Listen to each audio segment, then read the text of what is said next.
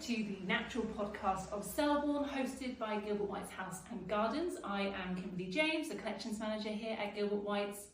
I love Gilbert White, but wish I knew a little bit more about the natural world he describes. So, every fortnight we will take a deep dive into Gilbert White's pioneering 1789 book, The Natural History of Selborne, to learn more about the natural world both in the 18th century and today. We will talk to some amazing experts and all become a little more Gilbert.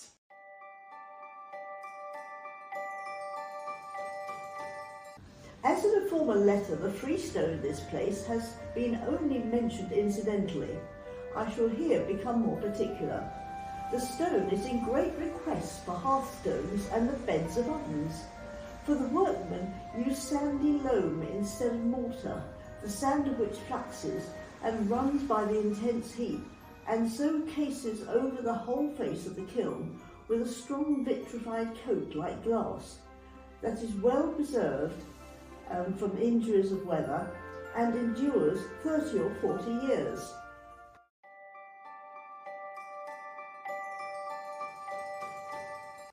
Welcome back to the Natural Podcast of Selborne. Today we are discussing letter 4 with somewhat of a legend, Dr. June Chatfield.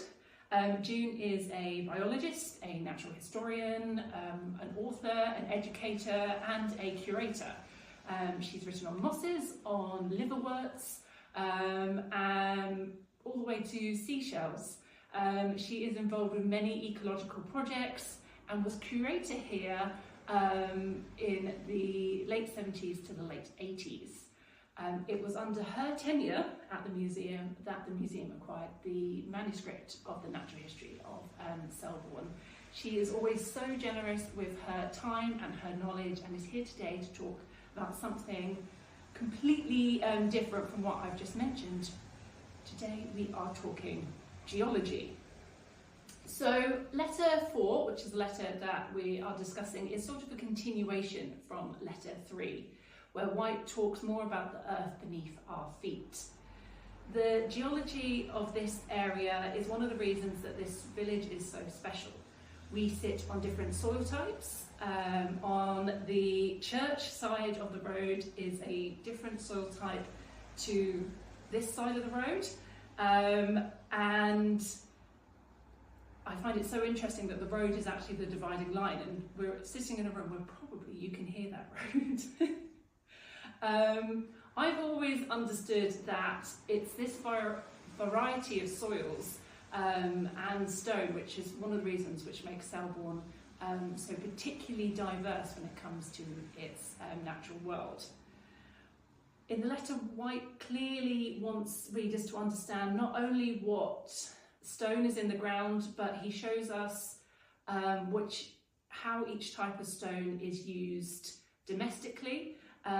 He shows that he is familiar with stonemasonry and stonemasons locally, and gives us an idea of what the houses and the buildings in this village looked like and what kind of stone they were made out of. And actually, looking out of the window, much of the buildings that I can see are the same buildings that Gilbert White would have been able to see out of his window.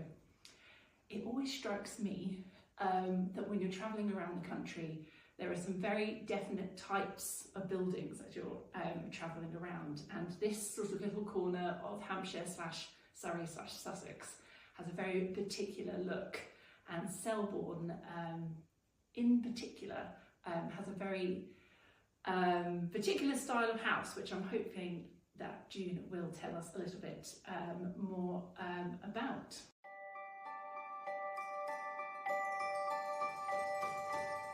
In warmer forest, I see but one sort of stone, called by the workmen sand or forest stone. This is generally of the colour of rusty iron, and might probably be worked as iron ore.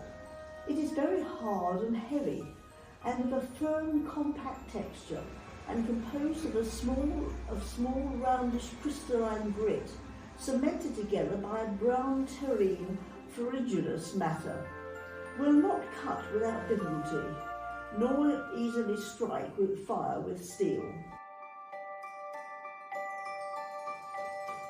thank you so much, June, for joining us today.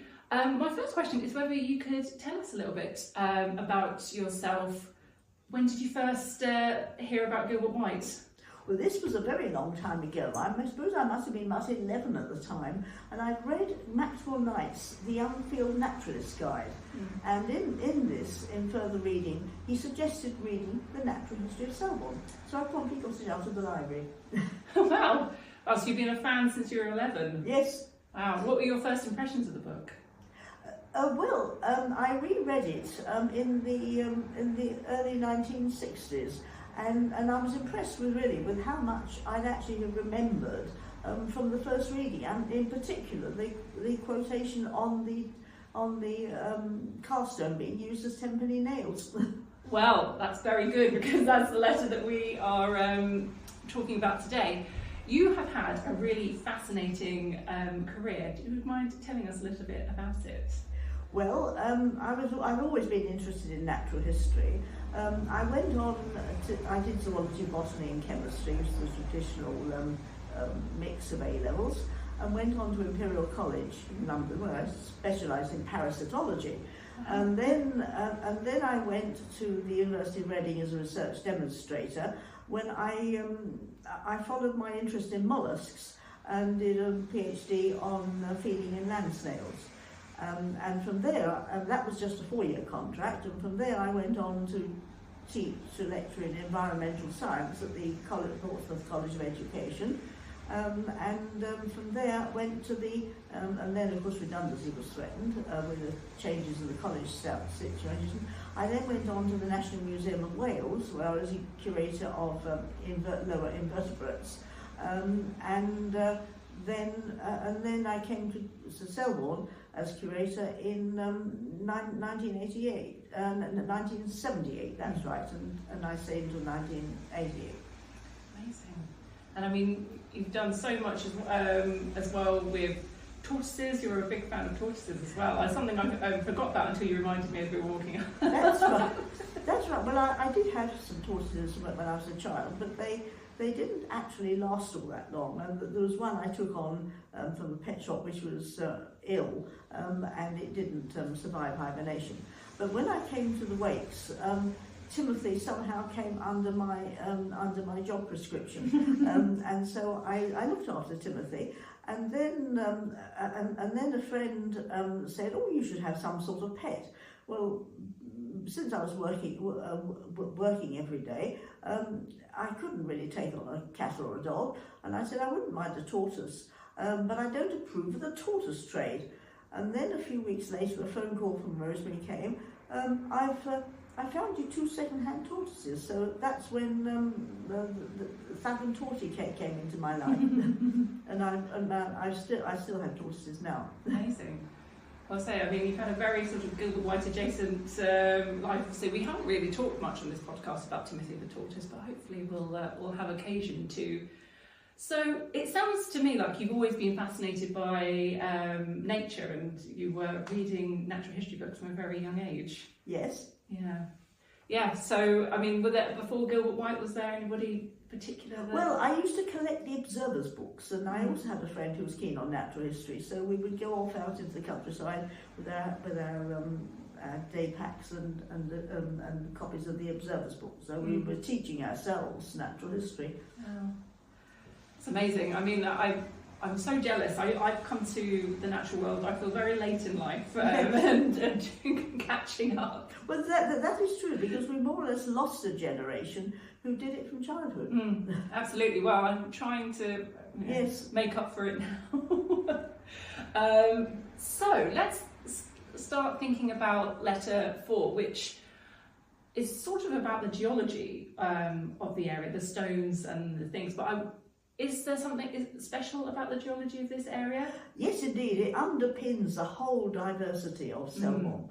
And Gilbert White, I often used to say, is the right person in the right place, because the geology of Selborne is covered by vertical stripes of rocks which go north and south.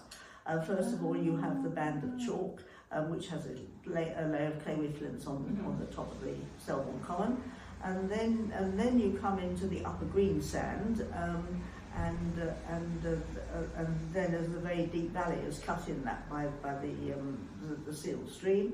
And then beyond that, beyond the village, there's the upper Greensand escarpment, which is parallel with the hanger, and then below that is the Gault Clay, and then in Oakhanger village, which is on a geological divide, just as Selborne village is placed on a geological divide. You have the lower Greensand, which is a very low nutrient soil. And it's hopeless for farming, so it was just left as heathy waste. So you have all these different rock types, and Gilbert White was aware that each different rock type provided a different sort of soil, so it had a different range of plants and animals, each to its own type, and it also supported different forms of exploitation in agriculture, and also in use of building stone. So he was a very practical person as well as a naturalist. Yeah, well, I think that really comes through in the letter, because as much as he's talking about the geology, he's also talking about how the stone is worked, yes, and what it's used for. So I can definitely see that. But that is so interesting to me about how we have all these different soil types. And am I right in thinking that the road is a dividing line? It is indeed, because it's the first piece of decently drained ground. Although traditionally this might be thought of as Scarpfoot village, as we said, it's placed a little distance away from the foot of the hanger. There's a reason for that, because it's a very stick, heavy chalk marl. It really pulls your Wellington boots off when you go down Wood Lane. So that they very sensibly placed their village high street on the first piece of decently drained ground, which was the upper Greensand. Yeah. And then also, Gilbert White was way ahead of his time in his interest in geology, because the term geology hadn't even been coined in the 18th century. Oh, I see. And there was no recognised scientific discipline of geology, so he didn't really have any background really to go on. And he spoke a lot to the local workmen and the farmers who had practical experience of the nature of the soil. And then onto their practical experience, he built his own linking of certain types of plants will occur on chalky soil only, whereas the heathy soil, very acid sands, which is a totally different type of soil. You get the heathers and the leaves and totally different plants. So he was very, very aware of its relationship with natural history, but again he had no idea of the official stratigraphy, because the study of stratigraphy of the different layers of the rocks didn't come in until with William Smith, who was the father of British geology, and he didn't publish his map of the geology of Britain until the early 19th century. And Gilbert White was about 50 when William Smith was born. Gosh, he's ahead of his time in so many absolutely. So many ways. And he was ahead of his time in so many things. He was an ecologist. He was not so interested in identifying things, although he was actually very proficient at identifying plants in particular, and also birds. But he was more interested in how they worked and lived their daily lives. And what he called the economy of species, which we call the ecology, their general life history. And another aspect which intrigued him was behaviour, and particularly bird behaviour. So this is now a recognised discipline in ethology, but people were not really looking at that sort of thing, whereas Gilbert White focused on that rather than on making collections and identifying things and so forth, which is what most of the 18th century naturalists did. Yeah, absolutely. So why do you think, because quite a few of the early letters are sort of loosely based around geology, so the letter before it, he talks more about the fossils and the soil. And I think he mentions the stone in later letters. I think in letter 5 he also mentions it. So he really wants his readers to understand the geology of the area, obviously not a term that he would use. But why do you think he wants to establish this so early in the book? Well, if you actually look at those first 9 letters, they're not dated. No. And there's a clue in the original manuscript, which the museum bought in 1980. There's a little pencil note written in by the publisher. We think these would be better at the beginning of the book, and I think Gilbert White had obviously put in some sort of introduction as a sort of an appendix, and the publishers moved it to the front end of the book. So though they're presented in letter form, they're not actually dated, which suggests that they're not actually genuine letters which were sent through the post. Yes. So he wrote it as an introduction, and the first letter, which describes the geography of the area and even the view of the South Downs, which you can see from the top of the top of the zigzag path. He describes the South Downs as a great range of mountains. Yes, he does, and I think there's somewhere else where he talks about it. And then he also mountainous. talks about the drainage pattern of the village, and there are 2 different streams, one from the north and one from the south, and the one from the north is regularly drying up, which goes to the church meadow, whereas the one from the wellhead stream in the south of the village is a fine perennial stream and never dries up. No. And that is still true, because I remember when we had the great storm in 1987 when I was at the museum, and the electricity for the village was off for 10 days. But with the electricity, which was even more severe, was the water supply, because the water supply is pumped up to the village by electricity. So there was no water in the village at all, except when they brought in occasional generators and water bowsers. Then you saw queues of people with buckets at the wellhead stream, just as they were in the 18th century. Oh really? Oh how amazing! I mean, yes, it shows you, doesn't it, how little things like that can bring us right back to sort of historical things. So I'm guessing nobody was heading over to Church Meadow to fill their bucket up on. Well, that would. No, when was that? That was October, yes, so that probably would have worked. Yeah. But of course, Church Meadows does dry up in the summer. Yes, it does. Well, we know that because from taking education groups out there. Yes, it's no use booking river exercises at certain months of the year. Well, it's either that or getting the schools being interrupted by cows. Yes. Those seem to be the 2 main issues. That's the other thing that I think we've lighted on a little bit was Gilbert White's trying to describe how the stone was used within the village. And I always think that Selborne has a very particular style. Well, the older houses in the village have quite a particular style, and this, what he terms as sticking nails into houses, which obviously aren't nails. Do you want to describe a little bit about what he's describing? Yes, and in fact the history of the village has been followed by Professor Gwyn Marion-Jones, who was a geographer at Sir John Cass College in London.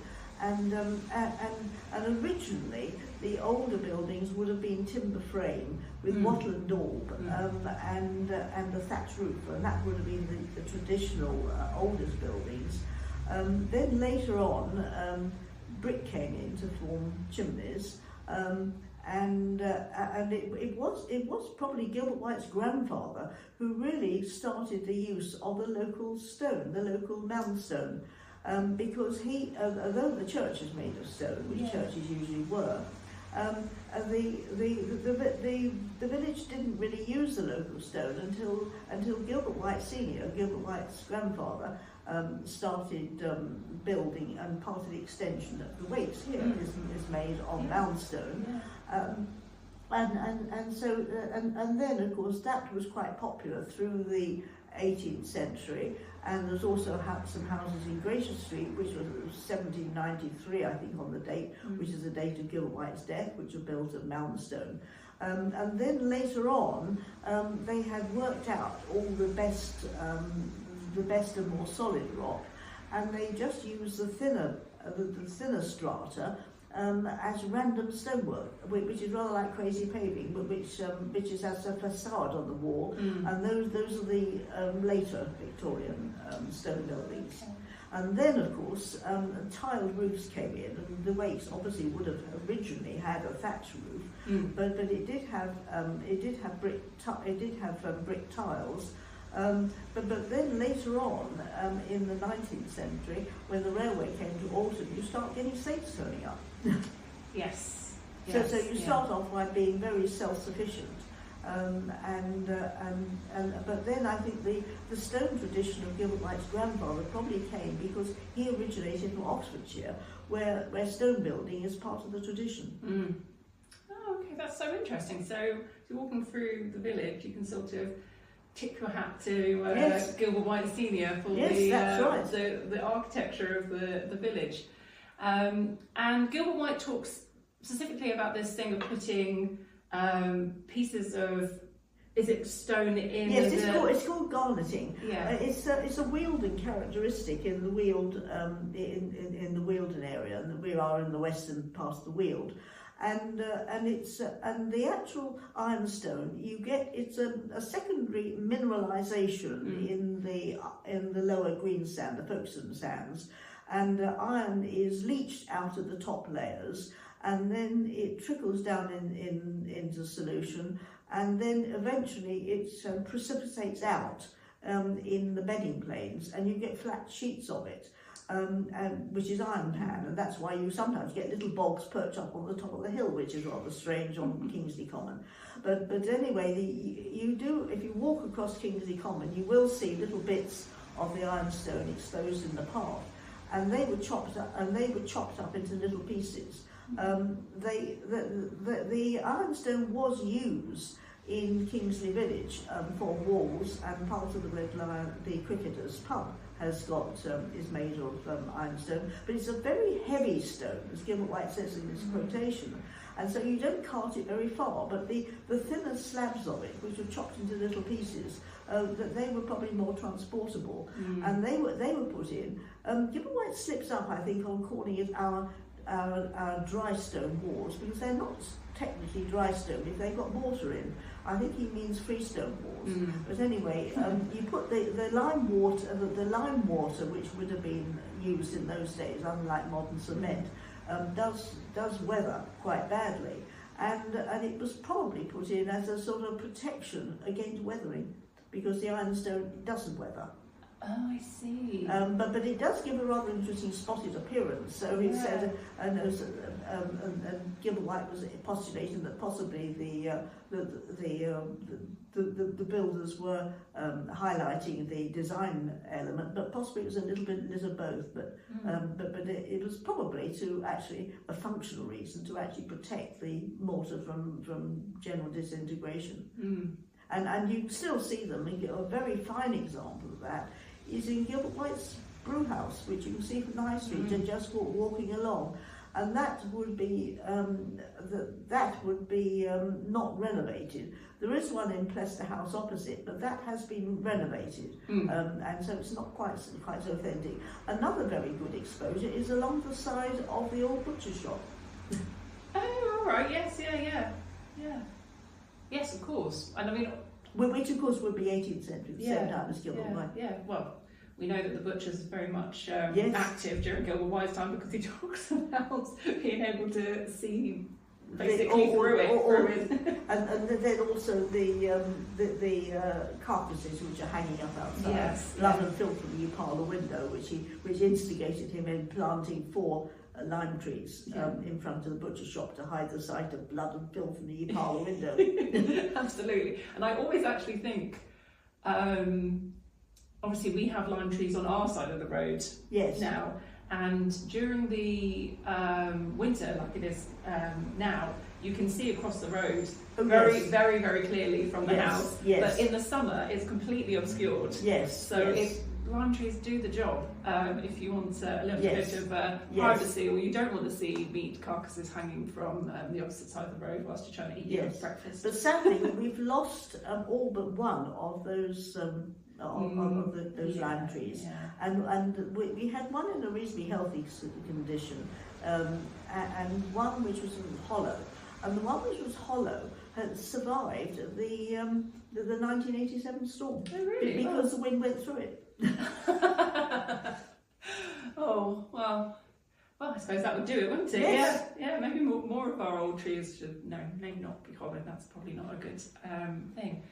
That's so interesting. I mean, really, one of the things that I often think about when walking through the village is how similar some of the, the buildings that are here. I mean, obviously there's been changes, but we know that many of them they're here, and we know for the most part who was living in them in Gilbert White's time. And I always think that's such an amazing thing to be able to sort of walk down the High Street or walk down Gracious Street, and sort of really get the feel of what this village would have been like in the 18th century, perhaps about the noise of the traffic.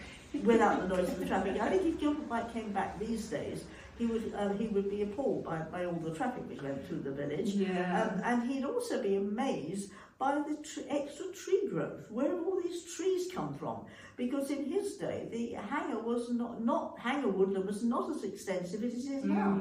And then the open bit to the south of the zigzag path, that was scrub and sheep walk. Yes. Well, actually, we had a really good conversation with Chris Webb about the changes of with the hanger and the fact that obviously we've got so many more trees now than Gilbert White would have had, and that beech trees are a big. And then of course the liths, which are colonised by beeches. The short lith wasn't. It was an open field. And if you look at the frontispiece of the original Natural History of Selborne, that's where the group of people are standing on grassland, looking out towards the wakes and the hanger. But that was colonised, but I think by trees around about the 19th century. That it started getting trees probably planted on it. And that was also the slope where Gilbert White was finding the field cricket. Yes. And I think it's possibly its demise may have come from the planting of the trees on the short lith. Oh, really? But it was diminishing in lots and lots of places. He did mention, I mean, the field crickets in particular, that they were more plentiful when he was a boy than they are now. Right. Yes. I think all the crickets were in decline. The last of the crickets to survive in the village was the house cricket. And W.H. Hudson, in his book Hampshire Days, which was published in 1903, recalls walking down the High Street and having the doors of the cottages being open, particularly in the evenings when people didn't really have artificial lighting, so they were making the most of the twilight. And he was walking down the village and he would hear the crickets singing from people's hearths. Oh, wow. Yeah. But of course they're gone with all the immaculate housekeeping of the 20th century. So not that many people have hearths these days to have crickets singing on them. That's amazing. And so the last thing that we like to ask all our guests is if you could suggest a way that the listeners could be a little bit more Gilbert in their lives. Well, basically keep your eyes open for whatever happens. And also Gilbert White did mention having a piece of paper with him and he was writing things down, and to keep a field notebook. And when you look at his naturalist journal, which is the write-up of his field observations, on any one day he didn't record a lot, but added up over 40 years, it's a very significant record, and I got over 50 of these field notebooks. Amazing! Wow. So we'll soon be publishing the nature journals of Jean Chatfield. Well, I think that's very admirable, and it's something that I definitely feel like I should have a dabble at. I think if anything, just to force me to go out and even in the 40 years that almost 50 years I've lived in this area, there have been very marked changes in the natural history, which one didn't really, you wrote things down which were common, and like Gilbert White, I'm not a great rarity chaser. I'm more interested in the common things and how they live their daily lives. And as a byproduct from some of the field trips and so forth, one did lists of species of the hollow lanes, and one still got those, from the late 1970s through the 1980s, and then changes are happening. And of course, climate change wasn't really talked about in those days, but these days, of course, it's a fast-moving activity. Yeah, absolutely. So you've seen some quite significant changes then, have you? Absolutely. Yeah. And then of course the predatory birds are back. When I first came, the sparrowhawks had gone. And in fact, there were virtually no predatory birds really, except for owls. And then round about the early 90s in Alton, a pair of buzzards took up residence in Amory Wood, and they spread through the area. So I've seen buzzards over Selborne. The sparrowhawks are back because of the banning of the hawks were at the top of the food chain, and therefore they suffered most from the pesticides of the early 1950s, and which made their eggs very thin. So when the birds sat on their eggs, they smashed them, and so that was the demise of the hawks. But now with those chemicals banned, the hawks are coming back. Yeah. And then, of course, with a bit of assistance from Natural England, the red kite is back. I was just about to say, that's the one I've noticed. It was released in the Midlands, and then it turned up along the Thames in the Reading area. And then on one occasion of surprise, I heard a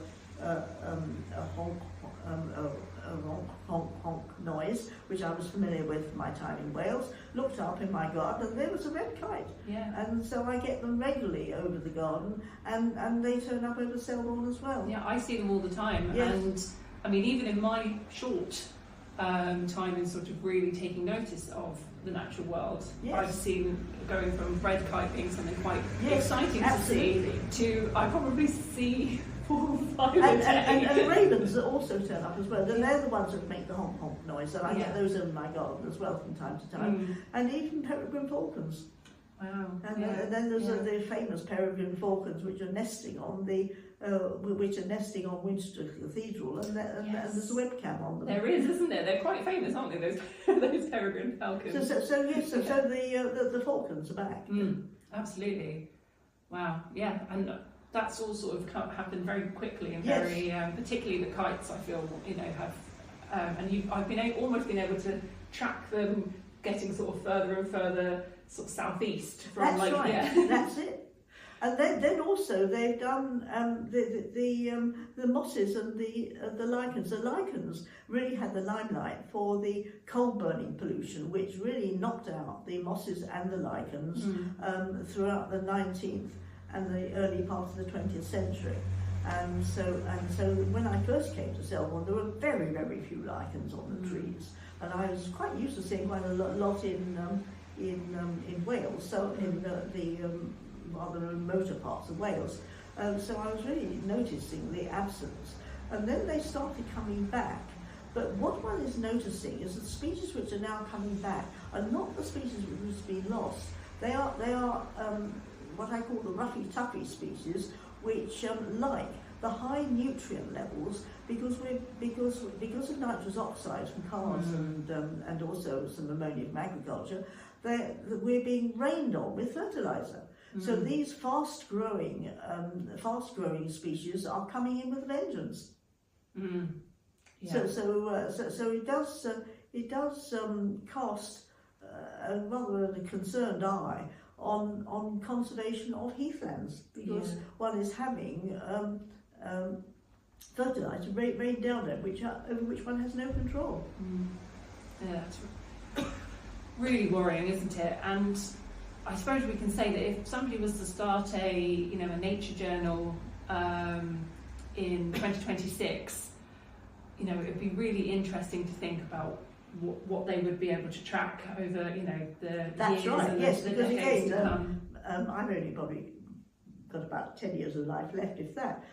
So again, there's going to be even more changes and faster ones. And one thing I have also noticed is that the animals and the plants do respond to climate change in a different way, and in a different timing. And I always used to notice the gatekeeper butterflies out just when the brambleflowers are out, and they like and probably tied up with their gatekeeper name, where brambles are often by farm gates.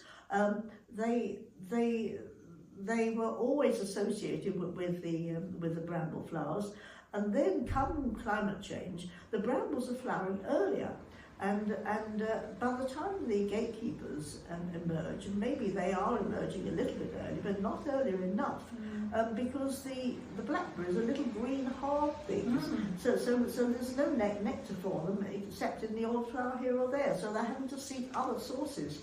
So this is one situation where the climate changes and response to it is different, and it's upsetting feeding cycles. Yeah.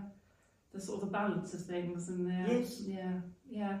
Well, I think that's a very good thing to do, and for us to start recording both, to put together a scientific record, but also just for our own sort of practice of noticing things. Yes, that's right.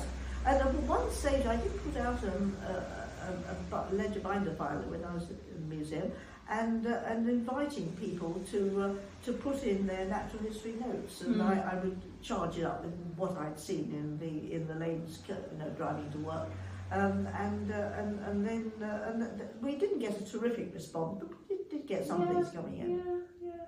We did a similar thing for our 70th anniversary exhibition, with asking people to. We had the weather journal from Cyril Norcliffe, who had... oh yes, that's right. He was a member of the Autumn Naturalist History. Yes, yeah, and he was curator here in the 60s, and he had given a weather journal that covered between 1960 and 1964. We took extracts of that and put them in the gallery for people to write what the weather was doing on the same day in 2025. That's right. And that was always really nice to see how different people sort of interpreted the weather. But it was a nice thing to see that people were happy to go in and write their own weather entry. And the influence of Gilbert White goes far and wide. I have a Canadian friend, Julie Berry, who lives in Ontario in Canada, and she came to the Wakes in, I think, 2011. And I had a phone call saying we've got a Canadian woman who wants somebody to show her Gilbert White's plants. So I arranged to come in later in the week and showed her Gilbert White's plants. And what she has actually acquired is the facsimile of the blank of Gilbert White's Naturalist Journal, which Ronnie Davison Houston had published. You can buy them in our gift shop. And she has, that's right, and which is I think where Julie probably got her copy. And she has been co-diarying with Gilbert White on the same day. Oh, lovely. But she was also doing it in the same year. And of course she's met the year when he dies, so she's lost her co-pilot. Oh no, well this is, obviously, it was just short of 73, wasn't he, when he passed? Which, he was, that's right. This day and age is no age really. And Julie is now 74, so she has passed the time. And well, that's fantastic. Well, thank you so much, June, for sharing your wealth of knowledge and your time. And we'll have to get you back to talk about some more letters, because I feel like there's so much to talk about. And then, of course, there's Professor Thomas Bell, who bought the Wakes when it passed out of the White family. And in his fine edition, a 2-volume edition of the Natural History of Selborne of 1877, he does half-page footnotes. So he updates you on quite a few things. Yes, well, there's such a legacy, isn't it? I mean, we are part of that legacy, and hopefully the listeners of this podcast can go off and, continue that legacy in their own way, and in their own small areas that they call home, and create their own natural histories. And it doesn't matter how little you record, it may be just one plant, but added up over 40 years, it does make a difference. This is it. So everybody get their notebooks out and Yes. start recording. And don't ignore the common things, because the common species today are sometimes going to be the rare species of tomorrow. Well, I think if anything, reading the natural history, that's, you do Yes. get that Yes. impression. Things that were Yes. really common for Gilbert would be quite exciting for us Yes. today. Yes. Brilliant. Well, thank you so much, June. Okay, so I was thinking long and hard about what our object will be, because we don't really have much in the way of geology specimens here at the museum, and what we do have actually relates to our Antarctic collection rather than our Gilbert White collection. But this is a piece of masonry that I think would very much excite Gilbert White if he was here. It is a piece of masonry from Selborne Priory, which was a medieval monastery that was here in Selborne. But it is made of marmstone, which is what we've been talking about in the episode today. This is the stone where most of the houses that are around this area are made of during the 18th century. So this house is made out of it. The houses next door, the brew house is made of it, and you'll see it all over Selborne, and as well as the church. But this is a little bit of marmstone, and we will put it on display with the other objects in the discovery room for people to see.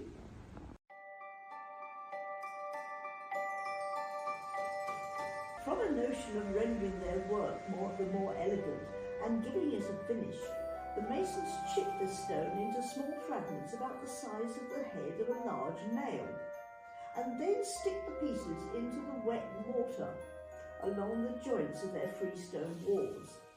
This embellishment carries an odd appearance and has occasioned strangers sometimes to ask us pleasantly whether we fastened our walls together with 10-penny nails.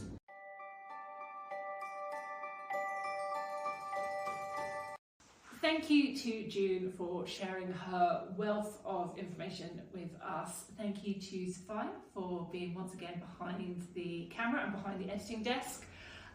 Thank you to you for supporting our fledgling little project. We really, really appreciate all your comments and your likes and your follows, so keep those up because they are really, really important to us. We want to try and get this podcast and this idea as far and wide as we can, because we want to make everyone a little bit more Gilbert. We have some exciting things coming up, which I just thought I would quickly tell you about.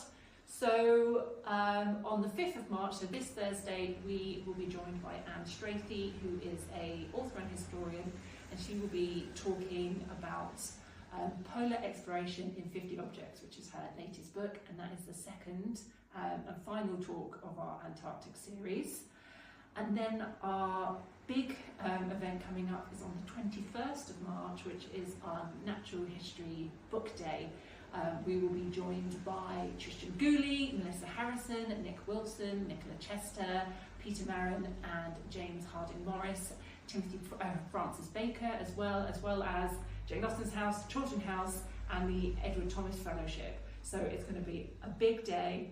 So if you like books, if you like nature, and particularly if you like books about nature, that would be a really, really good thing to get. Tickets for all of our events are on our website, and you can listen to this podcast on Apple, Spotify or on YouTube. So thank you so much, and we'll see you in a fortnight for something we think maybe a little different. We've got something up our sleeve, but we will see you then. Thanks very much.